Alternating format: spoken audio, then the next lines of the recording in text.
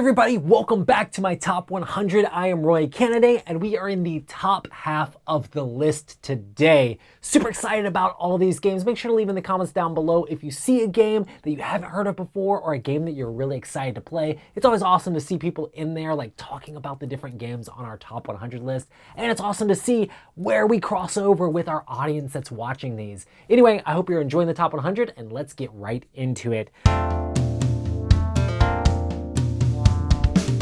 The first one here, number 50, I'm going to start off with a Marvel game. Everybody knows I love Marvel-themed stuff. This is one of the first Marvel games that I fell in love with. Not the very first, that'll be a little bit later.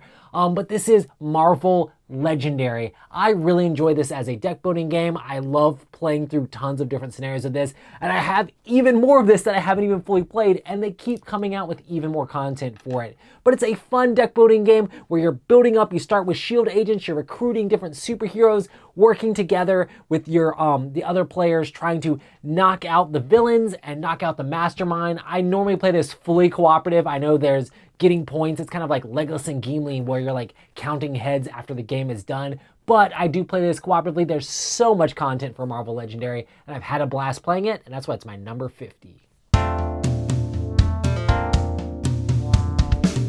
My number 49 is a storybook game, a game with a very much choose your own adventure as that Tales of the Arabian Nights. This is like the Tales of the Arabian Nights book where you're going through all these crazy mystical Middle East adventures with jinn and like crazy stuff and like all sorts of like thieves and like crazy like houses with tons and tons of doors in it, all sorts of crazy things going on. And it's a lot of fun going through these stories, choosing different parts to like do, whether you're like fighting off a rock slide or making deals with crazy like thieves guilds and things like that. There's all sorts of cool stuff going on in this game, and I love the crazy zany stories that come out of Tales of the Arabian Nights.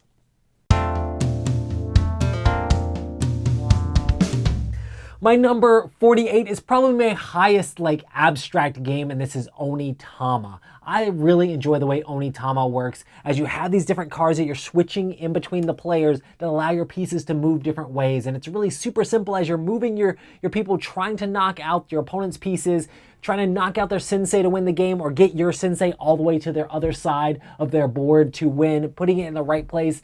And this game has been a blast to play. I've really enjoyed playing this with my kids as well. We play it on the app, like while we're waiting for food at a restaurant. We've also played it with, my youngest daughter just played this as well, Emma. She played it for the first time with my older kids. It's been a blast seeing everybody really enjoy Onitama, and that's why it's on my top 100. My number 47 here is another game that's full of story, and that is Chronicles of Crime. This is a game that is app assisted where you're scanning QR codes, talking to different people, trying to uncover clues on how this crime took place. And after you're done with everything, you're going to basically have a questionnaire where you're going through saying how the crime happened, what happened, who did it, what the whole scenario was going on behind the scenes. It's always cool to see how you can uncover, like people will lie to you, people will not tell truths. You actually can look at the app and look around a room and see which items you can get and then ask people about those items and interact with those things. This game just comes to life because of the app assisted nature of it and the storytelling in it. It's a blast to play, and that's why I really enjoy Chronicles of Crime. Super easy game to get to the table, and it's on my top 100.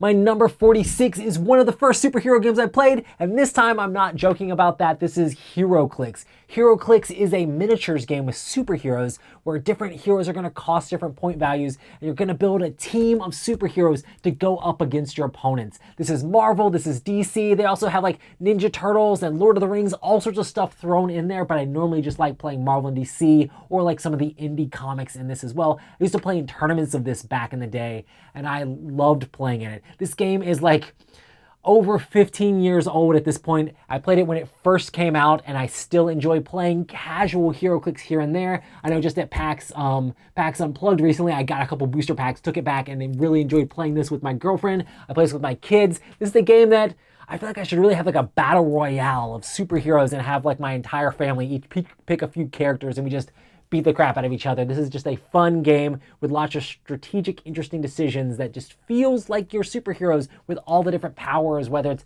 telekinesis or mind control. All those things are really exciting. Figuring out how to make that work with your superhero team, and that is Heroclix. My number 45 is Western Legends. This is a sandbox game set in a Western world where you're robbing banks or herding cattle or mining gold or taking out bandits and outlaws or being the sheriff themselves. You know, you can do all sorts of different interesting stuff, which makes you feel a lot like you're in this Western universe, which I guess is the real world, but kind of like, you know, a little bit more gung-ho and things like that. But I enjoy sandbox games. I wish there were more games that gave you that feeling of getting points all sorts of different ways, but running around a board while doing it and just filling it with all that theme. I like Western Legends, whether you're going to be an outlaw or be a good guy. It's a blast to play, and that's why it's on my top 100. My next one here is a brand new game to the list. I love Star Wars, and this is more of like the original style Star Wars, but I just really enjoy how this game comes together. This is Star Wars, the deck building game. Brand new game to the list, and it's very much regular old deck building that you've played a bunch of times, but you're going to be either playing the Rebel side or the Empire side, and you're going to be recruiting different cards based off which side you're in, and then there is a force track that kind of moves up and down, which can help affect some of your cards, and you can attack your opponent's cards to knock them out to get special benefits, and you're also trying to take out all of their ships to be able to attack their base. If you knock out their base enough times, you win the game. Also, when your base gets knocked down, you're going to be able to choose a new base, and when you choose that new base, it can have different catch-up mechanic style abilities, which could be very situational. Some could let you recruit new cards from the middle. Some could let you blow up ships. Some could let you cull cards out of your deck. Lots of awesome options with all of those bases. I really enjoy Star Wars, the deck building game, and that's why it's debuted so high on my top 100.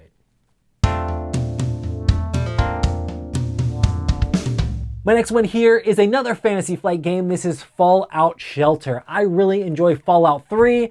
The Fallout Shelter app is kind of like but I really enjoy this game overall. This is a worker placement game where you're going to be building up your shelter, getting food and getting energy and getting water and things like that to be able to build out your Fallout shelter. You're going to be building up different rooms. The other players can go to those rooms to get benefits as well. When they do that, you get to pick a benefit or get a resource as well for yourself. And you're going to be getting items and things like that to upgrade your people.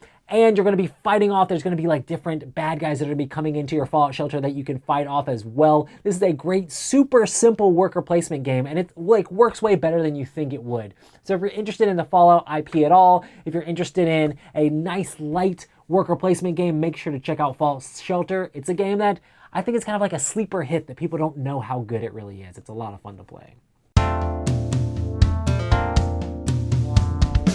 My number 42 is a big civilization game, but it has really quick, meaningful turns, and that is Mosaic. I've had a blast playing Mosaic. It's a lot of fun being able to decide whether you're going to try to build up technology or get more resources or put more people on the map to do the area control on the board, being able to unlock different things. And there's all these objectives that you're trying to go for to have the most of different resources or different like architecture types and being able to win all that stuff, getting money for your civilization and being able to tax them and things like that. It's lots of fun and gives you that civilization feel in a pretty snappy time frame overall. And the most important part is the turns are so quick in this game. It keeps coming back to your turn and you're just making another cool and fun decision as you go through the game. I really enjoy Mosaic, another new one to the list, and it debuted pretty high overall. I really enjoy Mosaic as a civilization game.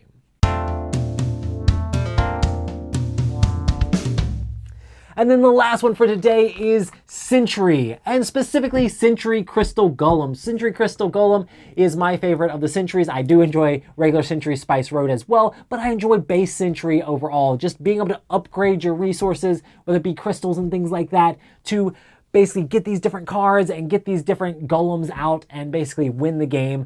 It's a super simple game. I love the hand management system of putting cards down, picking cards back up, being able to upgrade your resources. This might have had a little bit of influence on a game that I designed recently, but I love Emerson's clean and simple designs in all of his stuff. I just enjoy how all this stuff comes together, upgrading of resources, getting your stuff out there super quick. This gives me a feeling of Splinter, but just works so much better for me, and I really enjoy it, and that is Century, a blast to play. Anyway, that has been my top 100 for this section. I hope you're enjoying going through these lists, seeing everybody's stuff. Make sure to leave in the comments down below if there's a game that you're excited to play or a game that you're just really excited or hope to see on the list. Anyway, I've been Roy Cannaday. This has been a lot of fun. I hope you have an amazing week, and I'll see you on the next one.